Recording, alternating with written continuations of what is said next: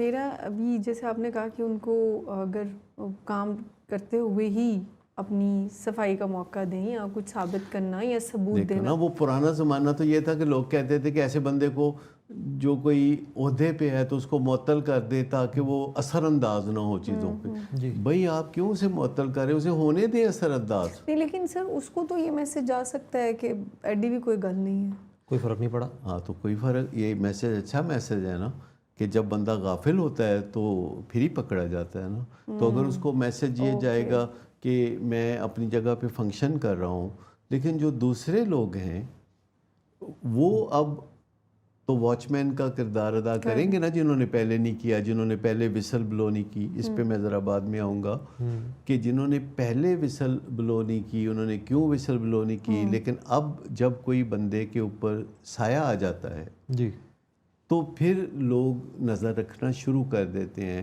اور وہ بندہ بھی اپنے موجودہ نروس کے ساتھ بے ایمانی نہیں کر سکتا. اسے تو ایمانداری کے کام کرنے میں بھی کافی مشکل پیش آئے گی, کیونکہ پریکٹس نہیں رہی. نہیں کیونکہ اس کے اندر ٹینشن آ گئی ہے, اس کا وہ دباؤ کا شکار ہے. وہ اعصابی دباؤ میں اب وہ کام بھی نہیں کر سکتا جو بھلائی کے کام ہے. تو برائی کا کام اس نے کہاں کرنا ہے؟ برائی کے کام کرنے کے لیے تو دیدہ دلیری چاہیے, تو وہ نہیں کر سکتا, تو معطل کرنے کی ضرورت نہیں ہے. اور کیا یہ پوزیشن جو ہے, جیسے ہمیں جو خط آیا اس میں جنرل مینیجر کی پوزیشن ہے, تو کیا پوزیشن سیم رہے یا پوزیشن کو پھر نیچے کر لیا؟ نہیں, نیچے کرنے کی کوئی ضرورت نہیں, آپ پوزیشن کو وہی رہنے دیں, لیکن جو سٹرکچر ہے, جو پیرامیٹرز ہے وہ ری ڈیفائن کر لیجئے کہ آپ کی جاب رسپانسبلٹیز جو ہیں وہ یہ ہے, آپ کی جاب ڈیفینیشن یہ ہے.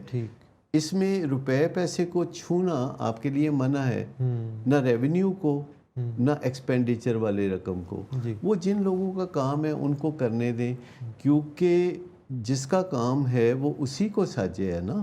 تو آپ انہیں کافی فرصت دے دیتے ہیں کہ وہ اپنا اصلی جو کام ہے, فرائض منصبی ہیں, ان کو ذرا اچھے طریقے سے انجام دیں, اور میک شور کریں کہ نہ صرف آپ ان کی پوری رسپیکٹ کریں بلکہ ان کے جو دائیں بائیں لوگ ہیں یا ان کے جو ماتحت ہیں ان کو بھی تنبیہ کریں کہ خبردار اگر کسی نے جو حفظ مراتب کا خیال نہ رکھا تو ان کے لیے ماحول کو کمفرٹیبل بنانا ضروری ہے, تاکہ ان کے پاس یہ ایک راستہ ہو کہ اپنے آپ کو کلیئر کر لیں.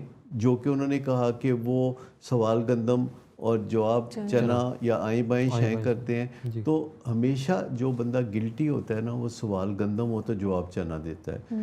آپ اسے کچھ پوچھتے ہیں شمال کی بات, وہ جنوب کی بات بتاتا ہے, کیونکہ شمال کی بات اس کو سوٹ نہیں کرتی.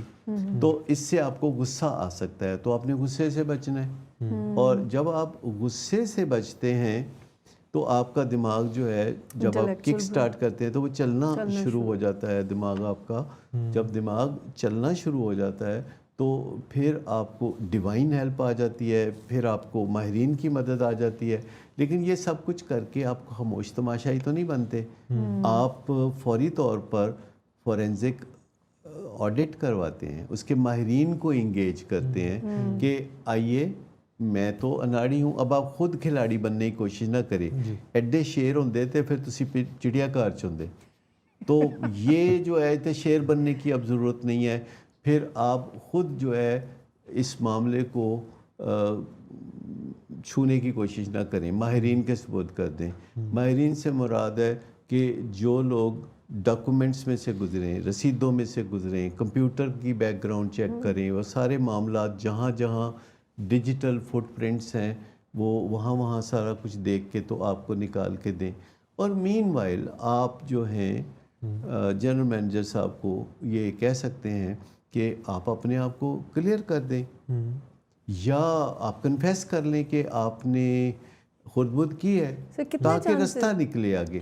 اگر وہ کلیئر کر لیتے ہیں تو آپ سجدہ ریز ہو کے ان سے معافی مانگیں. اور یہ لیکن اگر وہ اپنے آپ کو کلیئر نہیں کر پاتے اور وہ کنفیس کر لیتے ہیں تو پھر وہ درگزر کے فیلڈ میں چلنا شروع کرتے ہیں آپ کے اب کیسے ہو, اس کو کیسے پھر آپ کنڈکٹ کریں گے. لیکن اگر وہ کہتے ہیں کہ آپ نے الزام لگایا ہے, اب آپ ہی یہ الزام کو ثابت کیجئے, تو پھر آپ کو الزام ثابت کرنا ہے.